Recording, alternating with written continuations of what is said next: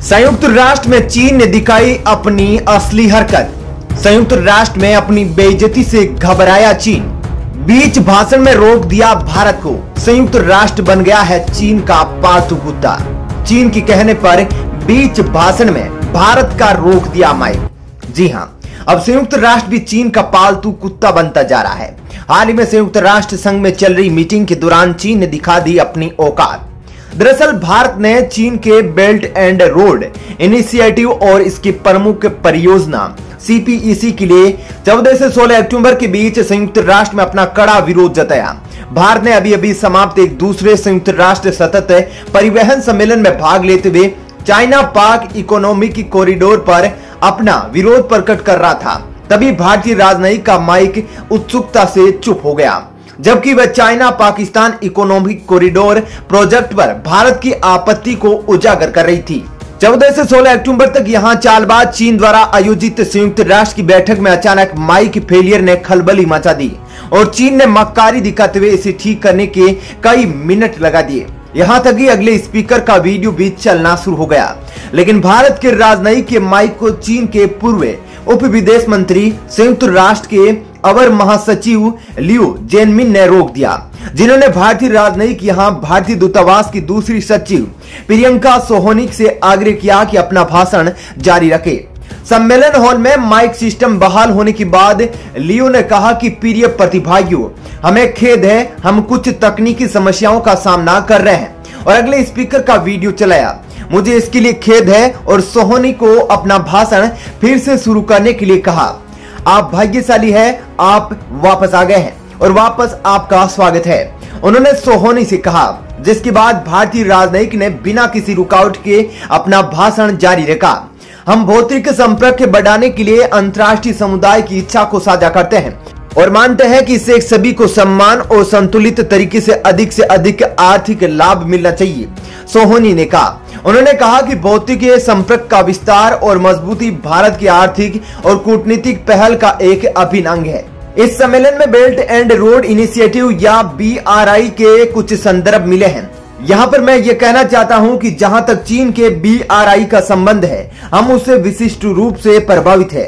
तथाकथित चीन पाकिस्तान आर्थिक गलियारे को एक प्रमुख योजना के रूप में शामिल करना भारत की संप्रभुता को प्रभावित करता है।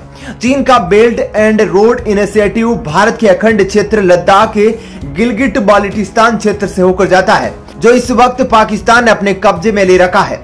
BRI चीन के राष्ट्रपति शी जिनपिंग द्वारा 2013 में सत्ता में आने पर शुरू की गई एक बहु अरब डॉलर की पहल है। इसका उद्देश्य चीन के प्रभाव को बढ़ाना और दक्षिणी पूर्वी एशिया, मध्य एशिया, खाड़ी क्षेत्र, अफ्रीका और यूरोप को एक नेटवर्क के साथ जोड़ना है।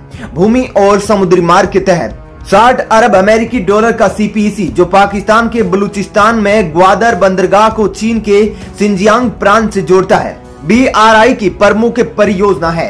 CPEC को लेकर भारत चीन पर मुख्य रूप से आपत्ति जताता रहा है, क्योंकि इसे पाकिस्तान अधिकृत कश्मीर के जरिए बिछाया जा रहा है। बीजिंग अपनी ओर से भारत की आपत्तियों को यह कहकर खारिज कर रहा है कि यह एक आर्थिक पहल है और इसने कश्मीर मुद्दे पर अपने सैद्धांतिक रुख को प्रभावित नहीं किया है। सोहोनी ने कहा, कोई भी देश उस पहल का समर्थन नहीं कर सकता जो संप्रभुता और क्षेत्रीय अखंडता पर अपनी मूल चिंताओं की अनदेखी करता है। इसके अलावा कनेक्टिविटी की पहल को आगे कैसे बढ़ाया जाना चाहिए, इसके बारे में भी बड़े मुद्दे हैं। उन्होंने कहा कि हमारा दृढ़ विश्वास है कि कनेक्टिविटी पहल सार्वभौमिक रूप से मान्यता प्राप्त अंतर्राष्ट्रीय मानदंडों पर आधारित होनी चाहिए। भारत की राजनयिक प्रियंका सोहोनी ने कहा कि चीन को खुलेपन, पारदर्शिता और वित्तीय जिम्मेदारियों के सिद्धांतों का पालन करना चाहिए और राष्ट्रों की संप्रभुता, समानता और क्षेत्रीय अखंडता का सम्मान करने वाले तरीकों से आगे बढ़ना चाहिए। उन्होंने कहा कि भारत अपने हिस्से के लिए इन सिद्धांतों का पालन करता है और मानव केंद्रित दृष्टिकोण के माध्यम से सतत विकास के लिए सामूहिक प्रयास करने के लिए तैयार है। सोहोनी ने यह भी कहा कि भारत ने स्वच्छ ऊर्जा दक्षता और वनों की कटाई और जैव विविधता के क्षेत्र में साहसिक कदम उठाए हैं। हमारे पास 2030 तक 450 गीगावाट का महत्वाकांक्षी अक्षय ऊर्जा लक्ष्य है, जो जलवायु परिवर्तन से निपटने की प्रति हमारी प्रतिबद्धता को प्रदर्शित करता है। यह बिना किसी कारण के नहीं है, इसलिए हम उन देशों में से हैं जिनके एनडीसी यानी कि राष्ट्रीय स्तर पर निर्धारित 2 डिग्री संगत है। उसने कहा कि इससे पहले सोहोनी ने पहले ही एक पाकिस्तानी राजनयिक ने कुछ वक्ताओं ने BRI और इसकी प्रमुख परियोजना CPEC की प्रशंसा करते हुए इसे क्षेत्र के लिए गेम चेंजर करार दिया है। पिछले कुछ वर्षों में BRI को आक्रामक रूप से बढ़ावा देने वाले सी ने 14 अक्टूबर को संयुक्त राष्ट्र सम्मेलन में उद्घाटन के दिन अपने भाषण में इसका उल्लेख किया था, जिसमें कार्बन उत्सर्जन को कम करने के लिए स्थायी परिवहन को बढ़ावा देने पर ध्यान केंद्रित किया गया था। चीन उच्च मानकों की खुली अर्थव्यवस्था की एक नई प्रणाली की खोज में अपना रास्ता नहीं बदलेगा और चीन व्यापार और निवेश, उदारीकरण और सुविधा को बढ़ावा देने के लिए अपने संकल्पों में नहीं डगमगाएगा। साथ ही कहा कि चीन के खुलने का द्वार केवल व्यापक रूप से ही खुलेगा और कभी बंद नहीं होगा। उन्होंने कहा कि चीन उच्च गुणवत्ता वाले बेल्ट एंड रोड सहयोग को आगे बढ़ाना जारी रहेगा, अन्य देशों के साथ बुनियादी ढांचे की कनेक्टिविटी को मजबूत करेगा और तेजी से हरित सिल्क रोड और डिजिटल सिल्क रोड विकसित करेगा। सोहोनी के भाषण के बाद सम्मेलन में मौजूद चीनी परिवहन मंत्री ली शियाओपिंग ने भारतीय राजनयिक की आलोचना का जवाब दिया। ली ने कहा, मैं भारतीय राजनयिक प्रियंका सोहोनी के माइक फेलियर की तकनीकी गड़बड़ी के लिए माफी मांगना चाहता हूं। जब भारतीय प्रतिनिधि ने बात की थी, मैं आक्रामक नहीं होना चाहता। अभी आपने बहुत सारे विषयों का उल्लेख किया है। जहां तक आपने जिन विषयों का उल्लेख किया है, मैं कुछ पूरक करना चाहूंगा। ली ने सोहोनी के भाषण के स्पष्ट संदर्भ में कहा, BRI खुला और समावेशी है। हमने कनेक्टिविटी में सुधार करने और सभी देशों की विकास की कोशिश करने की कोशिश की है।